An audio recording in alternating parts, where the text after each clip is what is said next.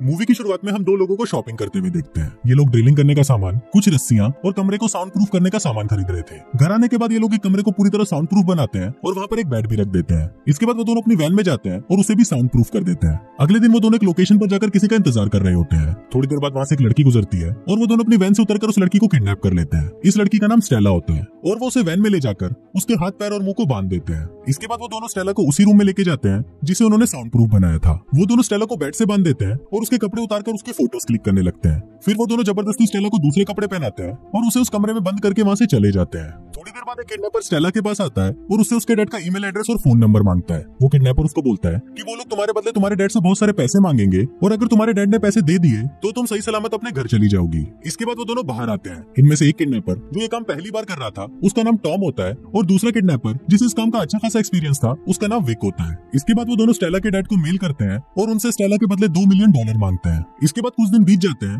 पर स्टेला के फादर का कोई भी जवाब नहीं आता। फिर विक टॉम को बोलता है कि हमें स्टेला को पानी और खाने के लिए कुछ देना होगा। इसके बाद विक स्टेला के पास जाता है और उसे बोलता है कि मैं तुम्हें पानी पिलाने वाला हूँ जिसके लिए मैं तुम्हारे मुंह से इस पट्टी को हटाऊंगा। अगर तुम चिल्लाई तो हम तुम्हें बेहोश कर देंगे। स्टेला वहाँ इशारा करती है कि वो नहीं चिल्लाएगी पर विक जैसे ही उसके मुंह की पट्टी को हटाता है तो स्टेला जोर से चिल्लाने लगती है। ये देख विक उसके मुंह को बंद करता है और उसे एक बार फिर बताता है कि ये करने का कोई फायदा नहीं है क्योंकि ये पूरा कमरा साउंड प्रूफ है। फिर स्टेला को पानी पिलाने के बाद वो उसे बताता है कि उसे बाथरूम जाने के लिए 1 नंबर या 2 नंबर अपने हाथों से दिखाना होगा। तभी स्टेला 1 नंबर दिखाती है, मतलब उसे टॉयलेट जाना था। पर तभी वो एक पॉट लेकर आता है और वो स्टेला को उसी के सामने ही टॉयलेट करने के लिए बोलता है। पहले तो स्टेला इसके लिए मना कर देती है पर अब उसके पास और कोई ऑप्शन नहीं था इसलिए उसे उसकी बात माननी पड़ती है। इसके बाद हम देखते हैं कि टॉम को ये सब ठीक नहीं लग रहा था और वो इतना डिस्टर्ब हो चुका था कि वो ठीक से खाना भी नहीं खा रहा था। पर विक जब ये देखता है तो वो टॉम को जबरदस्ती खाना खिलाने लगता है। इसके बाद विक उसे बोलता है कि अब ये सोचने का टाइम नहीं है कि हम सही कर रहे हैं या गलत, क्योंकि इस चीज की तैयारी हम बहुत टाइम से कर रहे हैं और अगर तुम्हारी बेवकूफी से स्टेला को हमारे बारे में पता चल गया तो हमको फिर से जेल जाना पड़ सकता है। फिर विक के बाहर आते ही टॉम स्टेला की फोटोज चेक करता है जिसे देखकर उसे स्टेला के लिए बहुत बुरा लगता है। और फिर जब वो स्टेला को चेक करने के लिए उसके कमरे में जाता है तो वहाँ स्टेला उसे इशारा करती है कि उसको पॉटी जाना है। ये देखकर टॉम एक बाल्टी लेकर आता है और उसके हाथ पैर खोलकर उसे अपने सामने ही पॉटी करने के लिए बोलता है पर स्टेला उसे ऐसा करने से मना कर देती है इसलिए टॉम पीछे मुड़ जाता है। तभी स्टेला इस मौके का फायदा उठाती है और एक बाल्टी उठाकर उसे टॉम पर हमला कर देती है। इस वजह से टॉम की बंदूक नीचे गिर जाती है और फिर स्टेला उस बंदूक को उठाकर टॉम की तरफ पॉइंट करती है और उसे उसकी हथकड़ी खोलने के लिए बोलती है। फिर टॉम जैसे ही उसकी हथकड़ी खोलता है तभी स्टेला उसको डराने के लिए गोली चलाती है और उसके मास्क को भी खींचकर उतार देती है। इसके बाद जब स्टेला टॉम का फेस देखती है तब हमें पता चलता है कि स्टेला पहले से ही टॉम को जानती थी और वो दोनों पहले रिलेशनशिप में भी थे। फिर स्टेला के पूछने पर टॉम उसे बताता है कि जब वो जेल में था तो स्टेला उससे एक बार भी मिलने तक नहीं आई और तुमने मुझे अचानक छोड़ भी दिया, इसलिए मैंने और विक ने मिलकर तुमको किडनैप करने का प्लान बनाया। ये सब बताते वक्त टॉम अचानक स्टेला पर कूद जाता है और उससे वो गन छीनकर उसे वापस बेड से बांध देता है। इसके बाद वो स्टेला को बोलता है कि अगर इस बारे में विक को पता चला तो वो हम दोनों को जान से मार देगा और इसके थोड़ी देर बाद विक भी वहाँ पर आ जाता है। फिर विक टॉम को बताता है कि स्टेला के फादर ने पैसे देने से मना कर दिया है इसलिए उन दोनों को कोई दूसरा रास्ता ढूंढना पड़ेगा। अगले दिन वो दोनों स्टेला के रूम में कैमरा लेके जाते हैं और विक स्टेला को बोलता है कि तुम्हारे फादर ने हमें पैसे देने से मना कर दिया है इसलिए अब हम तुम्हारी उंगली काटकर एक वीडियो बनाएंगे और उसे तुम्हारे फादर को भेजेंगे। पर ये सुनते ही स्टेला बहुत डर जाती है और उन्हें ऐसा करने से मना करती है पर विक उसकी बात नहीं सुनता तो स्टेला उसे बताती है कि वो प्रेग्नेंट है। ये सुनकर टॉम शॉक्ड हो जाता है और वो विक को उसकी उंगली काटने से मना कर देता है। वो बोलता है कि हमने इतना तो रिकॉर्ड कर ही लिया है कि इसके फादर पैसे देने के लिए राजी हो जाएंगे। इसके बाद विक जब स्टेला को खाना खिला रहा होता है तब स्टेला उसे बोलती है कि वो सिर्फ टॉम के हाथ से ही खाना चाहती है पर विक उसे मना कर देता है। वही टॉम की नजर उस बुलेट पर पड़ती है जो स्टेला ने उस पर चलाई थी। ये देखकर टॉम उसे उठाने की कोशिश करता है पर विक उसे उसकी जगह पर ही खड़े रहने के लिए बोलता है। फिर जब स्टेला को खाना खिलाने के बाद कटोरी से चम्मच नीचे गिर जाता है तभी टॉम उस चम्मच को उठाने के बहाने उस बुलेट को भी उठा लेता है। फिर वो टॉयलेट जाकर उस बुलेट को फ्लश करने की कोशिश करता है पर वो बुलेट फ्लश हो ही नहीं रहा था। तभी फ्लश की आवाज सुनकर विक को शक होने लगता है इसलिए पहले तो वो टॉम को आवाज लगाता है और उसके बाद वो सीधा बाथरूम के अंदर ही आ जाता है। पर उसी वक्त टॉम विक से बचने के लिए उस बुलेट को ही निकल जाता है। इसके बाद विक जब स्टेला के डैड को वीडियो बेचने के लिए बाहर जाता है तब टॉम स्टेला के पास आता है और उसे पूछता है कि क्या तुम सच में प्रेग्नेंट हो। तो उस पर स्टेला उसे बोलती है कि हाँ वो प्रेग्नेंट है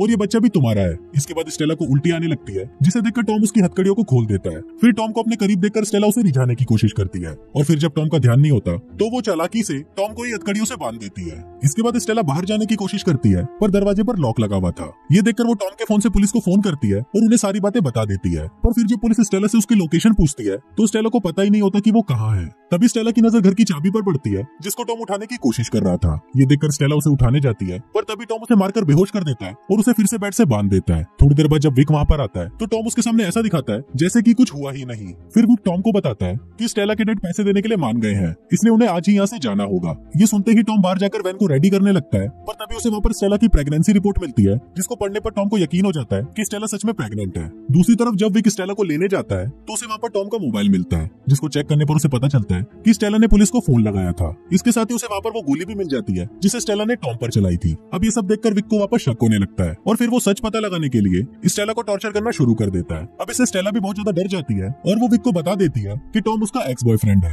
ये सुनकर विक को लगता है कि शायद टॉम ने उसका भी नाम उसे बता दिया होगा, इसलिए वो स्टेला से उसका नाम पूछता है, लेकिन स्टेला उसे बोलती है कि उसे उसका नाम नहीं पता। फिर जब टॉम वापस आता है तब विक उसे पूछता है कि आखिर तुमने स्टेला को ही किडनैप करने के लिए क्यों चुना। इस पर टॉम उसको बोलता है कि हम दोनों ने ही तो मिलकर स्टेला को किडनैप करने के लिए चुना था। इसके बाद विक टॉम को बोलता है कि हम दोनों को एक दूसरे से ऑनेस्ट रहना चाहिए और मुझे लग रहा है कि तुम मुझसे कुछ छुपा रहे हो। इस पर टॉम उसे बोलता है कि मैं ऑनेस्ट हूँ और मैं तुमसे कुछ नहीं छुपा रहा। इसके बाद वो लोग स्टेला को बेहोश कर देते हैं और उसे एक दूसरी लोकेशन पर ले जाते हैं। वहाँ स्टेला को बांधते वक्त टॉम देखता है कि स्टेला के सिर पर चोट का निशान है, मतलब विक ने उसे मारा है। इसके बाद वो लोग स्टेला के डैड के पैसे लेने के लिए जंगल के अंदर जाते हैं, जहाँ पर टॉम देखता है कि वहाँ पर कोई भी पैसे नहीं है। फिर टॉम ये बात विक को बताने के लिए उसके पास जाता है तो विक उसे बोलता है कि मुझे पता है कि यहाँ पर पैसे नहीं है, क्योंकि मैंने पैसे लेने के लिए लोकेशन चेंज कर दी थी। ये बोलकर विक टॉम पर गन पॉइंट करता है, जिससे टॉम भी समझ जाता है कि विक को उसके और स्टेला के बारे में सब कुछ पता चल चुका है, इसलिए वो खुद ही अपने और स्टेला के बारे में उसे सब कुछ बता देता है। फिर जब विक टॉम पर गोली चलाने ही वाला होता है तभी टॉम उसे चकमा देकर वहाँ से भाग जाता है। टॉम को भागता हुआ देखकर विक उस पर दूर से ही गोली मारता है और वो गोली टॉम को लग जाती है,